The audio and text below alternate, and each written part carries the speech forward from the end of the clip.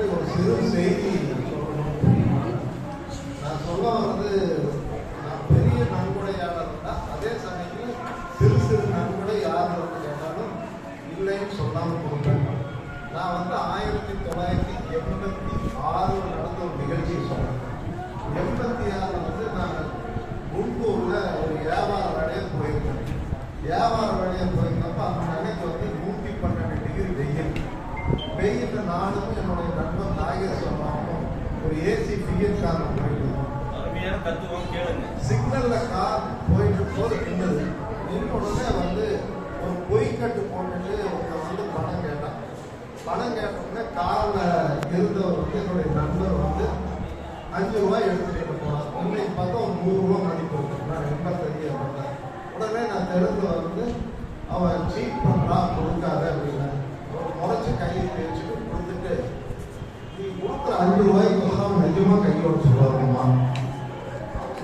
அதுக்கோசரம் வந்து அந்த நேரத்தில் ஒரு கை வண்டிய டயரை கீழே வந்து சாக்குனால காலை சுத்திட்டு இழுத்துட்டு வந்துட்டு அவனை பார்த்தையா நீ என்ன நல்லதை வந்து இந்த ஏசிக்கார உட்காந்துட்டு அவனை என்ன தப்பு பண்ணிட்டு அவன் கஷ்டப்படுற கடவுள் நம்ம இந்த மாதிரி இடத்துல எத்தான் வச்சிருக்கிறதுனால யாரும் டொனேஷன் கொடுக்கும் போது தடுக்காது. என்னால முடிஞ்சா கொடு, இல்லைன்னா கொடுக்க வேண்டாம். இப்போ வந்து நான் அப்பப்போ குளிர் காலத்துல டிசம்பர் மாசத்துல காலையில் 4 மணிக்கு போய் கொஞ்சம் குளிர்ல இருக்கிறவங்க பெட்ஷீட் கொடுப்பேன். ஒரு மருத்துவர்களுக்கு தெரியும். 7-8 வருஷத்துக்கு முன்னாடி முதல் தடவை தொடரும் போது 5 பெட்ஷீட் போட்டுட்டு போனேன். 5 பெட்ஷீட் போட்டுட்டு போகும்போது 4 பேருக்கு கொடுத்துட்டு 5ஆவது ஒருத்தர் கிழிஞ்ச பெட்ஷீட் போட்டு கொடுத்தான். அவனை எழுப்பி கொடுக்கும் போது என்ன பெட்ஷீட் இருக்குது அவருக்கு கொடுத்துட்டு வேற ஒரு ஆள் காமிச்சான். எனக்கு பெரிய உலகத்திலேயே பெரிய போலீஸா அவனால இன்னைக்கு வரைக்கும் நான் சொல்லியிருக்கேன். அது மாதிரி நான் ஒவ்வொரு இடத்துலையும் கொடுக்கும்போது நிறைய அனுபவம் கிடைக்கும். ஒரு நெல்லிக்காய் விற்கிறவங்களுக்கு வேட்டி சீலை கொடுத்த போன வருஷம் 3ஆவது அதை வாங்கி நான் வந்து திருப்பி ஒரு ரூபாய்க்கு நெல்லிக்காய் சும்மா வாங்கி வேண்டாம்னா இதை திருப்பி வாங்கிங்க அதுக்காக வாங்க. அது மாதிரி எல்லாருமே வந்து நம்ம கொடுக்குற இதையை வந்து வாங்குறவங்க அல்ல. நான் இன்னொன்று கூட நண்பர்களுக்கெல்லாம் சொல்லுவேன். எப்பவுமே என்னை சுற்றி இருக்கிறோம். நீங்க ஒரு ஃபேமிலியோட 7 பேர் பிக்னிக் போறீங்க. நடுக்காட்ட கடந்துட்டு உட்கார்ந்து ஒரு இடத்துல சாப்பிடுறீங்க. 7 பேர் பிக்னிக் போகும்போது நம்ம எப்படி இன்னொரு 5-6 பேருக்கு சேர்த்து தான் கொண்டுட்டு போவோம். கொண்டுட்டு போகும்போது அது மிச்சமாயிருது. நம்மளுக்கு ஆள் கிடையாது. திடீர்னு பார்த்தா ஒரு 5-6 பேர் மிகப்பெரிய பட்டியோட வர்றாங்க. பட்டியோட வந்தோம்னா அவங்க உட்கார வச்சு உணவு கொடுத்தாங்க.